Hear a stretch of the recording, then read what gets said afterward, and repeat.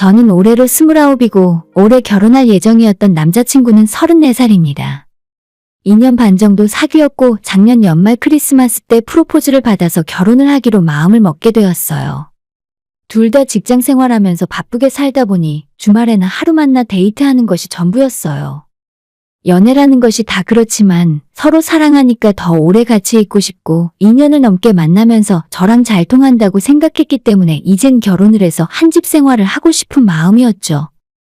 프로포즈를 받고 나서 부모님에게 말씀을 드렸더니 일단 한번 얼굴을 보고 싶다고 하시길래 구정 전에 약속을 잡고 인사드리는 자리를 만들었어요. 남자친구가 그날 우리 부모님 앞에서 예의 있는 모습을 보였고 다행히 부모님은 결혼하고 싶으면 해도 좋다는 허락을 해주셨습니다. 사실 양가 부모님들의 허락이 그렇게까지 중요한 문제는 아니었던 건 어차피 결혼은 저희 두 사람이 하는 일이고 우리가 직장 생활하며 모아놓은 돈으로 집도 얻고 모든 결혼 비용까지 다 하기로 했었거든요. 손 벌릴 일이 없으니 부모님께 허락을 받는다기보다는 우리가 결혼을 해서 앞으로 잘 살겠다고 인사드리는 거나 마찬가지였습니다. 어차피 우리가 결혼한다는데 부모님끼리 반대하실 이유도 없고 만에 하나 반대한다고 해도 별로 신경 쓰이진 않을 것 같았어요. 저는 부모님이랑 같이 살고 있어서 쉽게 남자친구와 부모님의 식사 자리를 만들 수 있었지만 남자친구는 혼자 자취를 하는 사람이고 본가는 남쪽 끝에 있는 지방에서 부모님이 살고 계셨거든요. 워낙 멀어서 한번 내려갔다 오려면 큰 마음을 먹고 가야 했기 때문에 약속 잡기도 쉽지 않았고 이래저래 설진하고 시간이 미뤄지다가 드디어 얼마 전 시간을 내어 남자친구 부모님 댁에 내려간 적이 있었습니다. 워낙 멀어서 하루에 당일치기로 다녀오는 건 무리였고 예비 시부모님에게 얼굴 보여드리면서 인사도 하고 겸사겸사 1박 2일로 남자친구랑 놀러 간다는 생각이었어요. 정말 크게 긴장도 안 하고 가벼운 마음으로 인사를 드리러 간 건데 그날 저희 결혼이고 뭐고 전부 끝나게 될 줄은 몰랐던 거죠. 점심때쯤 집에서 나와 남자친구를 만나서 KTX를 타고 내려갔는데 이래저래 도착하고 났더니 거의 저녁 먹을 시간이 다 되어 갔습니다. 남자친구 부모님에게 인사를 드리고 몇 가지 질문을 하는 걸 대답하고 앉아 있었더니 저녁을 먹으라며 어머님께서 밥상을 차려주셨습니다. 음식은 해산물에 고기까지 이것저것 많이 준비하신 것 같았어요. 내려올 때만 해도 긴장이 전혀 되지 않아서 그저 놀러가는 기분이었는데 남자친구 부모님을 만나서 인사를 드리고 식사를 하다 보니 그때부터는 좀 떨리긴 하더라고요. 일단 밥부터 먹고 이야기는 나중에 다시 하자. 아버님 말씀을 듣고 식사를 하고 있는데 맛있는 음식을 많이 준비해 두셨지만 내가 무슨 음식을 먹고 있는 건지 맛이 잘 느껴지지 않았습니다. 한참 그렇게 밥을 먹다 보니 뭔가 저희 집과는 다르게 조금 이상한 점이 보였어요. 그날은 음식 준비를 많이 하셔서 그런지 식탁이 아니라 거실에 네모난 큰 상을 펴고 다 같이 둘러앉아서 밥을 먹고 있었는데 어머님은 주방과 가까운 밥상 모서리 쪽에 앉아서 식사를 하셨습니다. 불편하게 왜 밥상 모서리에 앉아 계실까 싶었지만 잠시 후에 그 이유를 알 수 있었어요. 야! 아버님께서 어머님에게 국을 더 달라고 빈 그릇을 가리키며 손짓으로 한마디 하셨어요. 국을 더 달라고 말로 하는 것도 아니고 그저 야라고 한마디 하니까 식사를 하던 어머님이 바로 자리에서 일어나서 주방으로 가셨습니다. 그뿐만 아니라 제 남자친구 역시도 자기 엄마한테 나 물, 밥도 더 줘. 하면서 꼼짝하지 않은 채 심부름을 시키고 있었어요. 어머님은 두 남자의 이런 모습이 익숙한 것처럼 밥을 먹다 말고 연신 주방에 들락날락하면서 수발을 들고 계셨습니다. 저희 집에서는 이런 모습은 상상도 할 수가 없어요. 아빠는 물론이고 저와 남동생까지 필요한 것이 있으면 각자 알아서 해결하는 게 당연한 일이었고 오히려 식사 준비를 해주시는 엄마를 위해 잔심부름은 저와 동생이 나서서 하는 것이 일반적인 모습이었습니다. 항상 식사가 끝나면 아빠가 설거지를 하셨고 어릴 때부터 이런 부모님의 모습을 보고 자랐기 때문에 저는 당연히 다른 집들도 다 비슷하게 사는 줄로 알았어요. 그러니 제가 남자친구 집에서 처음 겪어보는 이런 분위기가 너무 낯설었고 밥을 먹으면서도 뭔가 불편하고 불안해서 빨리 일어나고 싶었습니다. 혹시라도 내가 이 집안의 며느리로 들어오면 어머님이랑 똑같이 해야 하나 라는 걱정도 조금씩 들더라고요. 심부름도 심부름이지만 아버님께서 어머님을 야라고 부르는 것이 가장 큰 충격이었습니다. 식사 자리가 어느 정도 마무리되고 역시 이 집안 두 남자는 전혀 움직일 생각이 없었어요. 어머님 혼자서 식탁에 그릇을 정리하고 그 커다란 밥상까지 전부 치우셨습니다. 제가 같이 도와드리겠다고 일어나서 정리하는 걸 도우려 했더니 아버님께서 손님은 그냥 가만히 앉아있으라며 말리셨습니다. 차라리 그릇 정리하는 거라도 같이 돕는 게 마음이 편하지. 저보다 체구도 훨씬 작은 어머님이 혼자서 모든 걸 정리하는데 가만히 있는 것도 영 불편하더라고요. 어느 정도 상을 다 치웠더니 TV만 보고 앉아있던 아버님께서 한 말씀을 하셨어요. 야, 손님도 왔는데 과일이나 깎아 먹지? 사과랑 몇 개 좀 가지고 와봐라. 저한테 하는 소리가 아니라 어머님한테 하는 말인데도 굉장히 듣기 거북했습니다. 평소에 집에서 그렇게 말을 하더라도 손님이 와 있으면 조금이라도 눈치를 보고 조심하지 않나요? 하지만 이번에도 어머님은 전혀 싫은 기색 하나 없이 쟁반에 과일을 몇 개 가져오셔서 아버님 옆에 앉아 깎아서 접시에 올리기 시작했어요. 솔직히 이런 집안 분위기인 줄 몰랐고 남자친구와 2년 넘게 연애를 하면서 조금이라도 이런 모습을 보였다면 저는 바로 헤어졌고 당연히 결혼 생각도 하지 않았을 거예요. 오히려 저보다 말수도 적고 제가 하자는 대로 맞춰주는 남자였기 때문에 부모님이 이런 분위기일 줄은 정말 예상조차 하지 못했습니다. 과일을 먹으면서도 아버님이 몇 가지 질문을 제게 하셨고 그때쯤 저는 이미 정신적으로 많이 피곤한 상태였기 때문에 적당하게 대답하고 넘어갔어요. 어머님은 처음부터 지금까지 거의 아무런 말씀이 없으셨고 아버님이 뭔가 심부름을 시키면 그때만 대답을 하셨습니다. 원래 말수가 좀 적은 분이신가? 그래서 집안에서도 찍소리 못하고 남편한테 기가 죽어서 사는 건가 생각을 하고 있었습니다. 이래저래 불편한 분위기가 계속되고 있었는데 아버님께서 소주를 한 잔 하고 싶다고 하셨는데 집에 술이 하나도 없었어요. 남자친구가 집 앞 슈퍼에 나가서 사오겠다며 일어났는데 아버님도 담배를 한 대 피우고 오셔야겠다며 두 남자가 같이 나가더라고요. 졸지에 어머님과 저와 둘만 남아있게 되었고 뭔가 방금 전보다 훨씬 어색하고 불편해서 도저히 무슨 말을 해야 할지 생각나지도 않았습니다.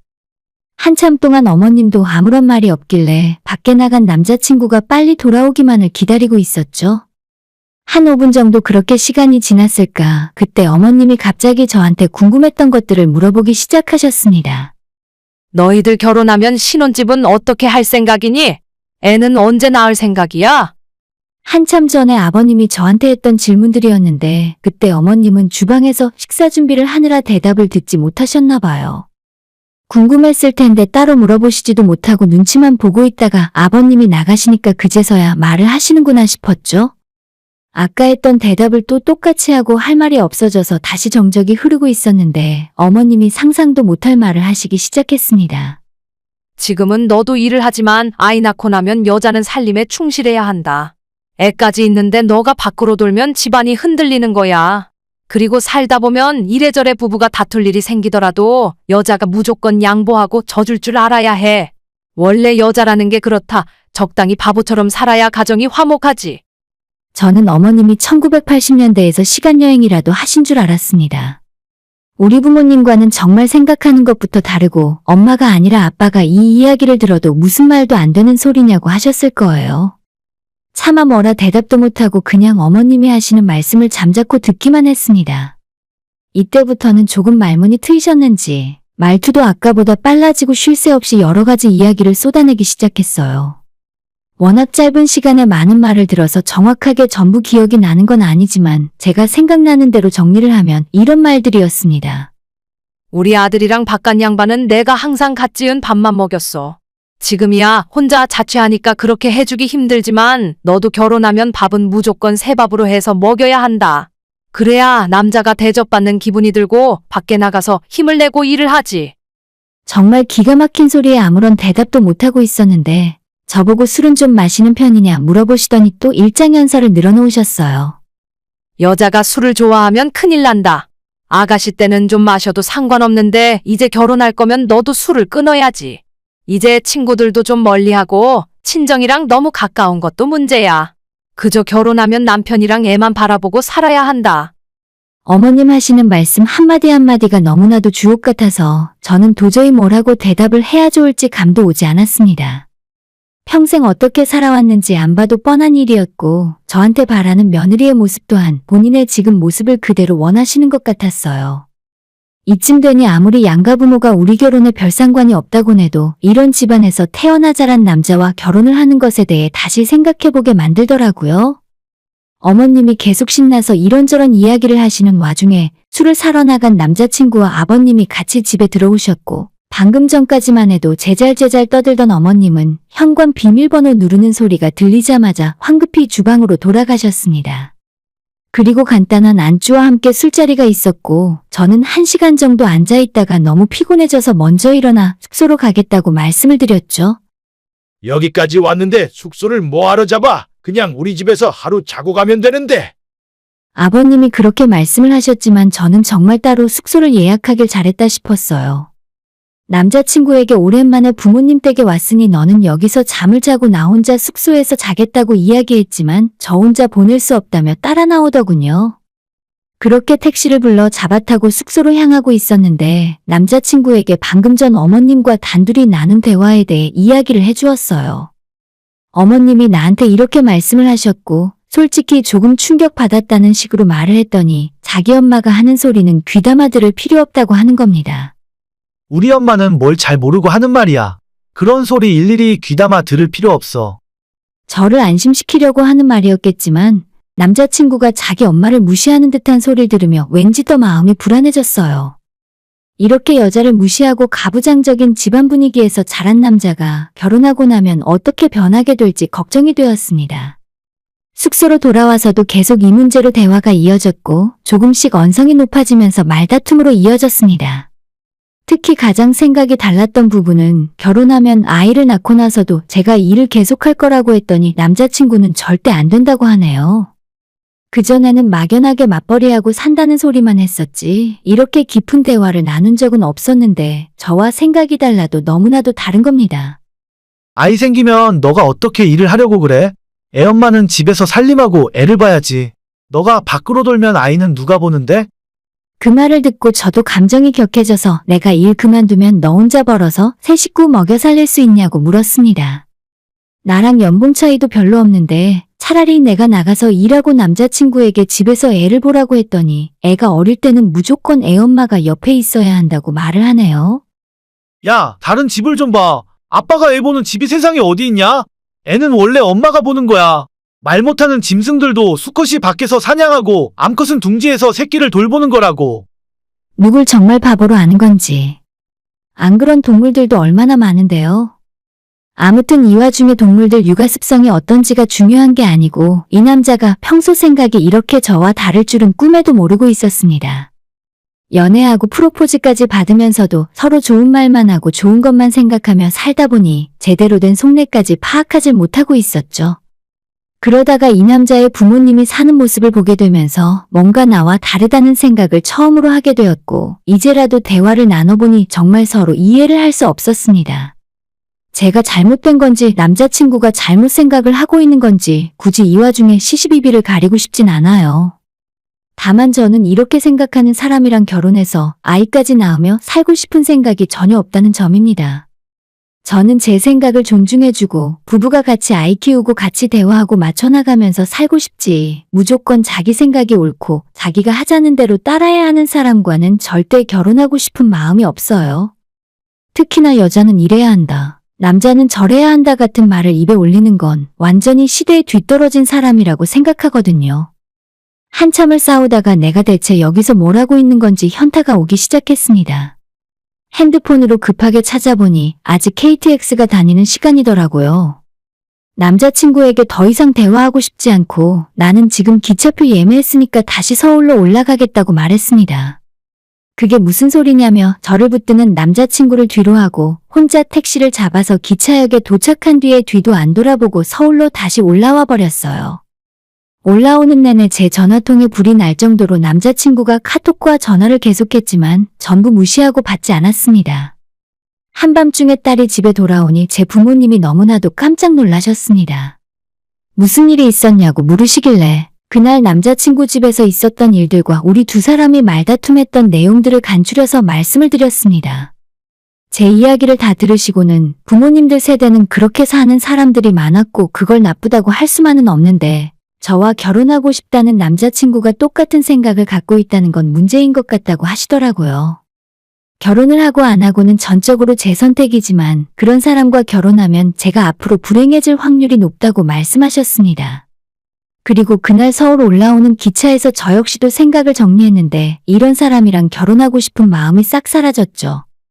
아마 결혼 생활하면서도 뭔가 의견이 달라지고 말다툼을 하게 되면 여자는 어떻고 하면서 제 생각을 무시할 사람 같았어요.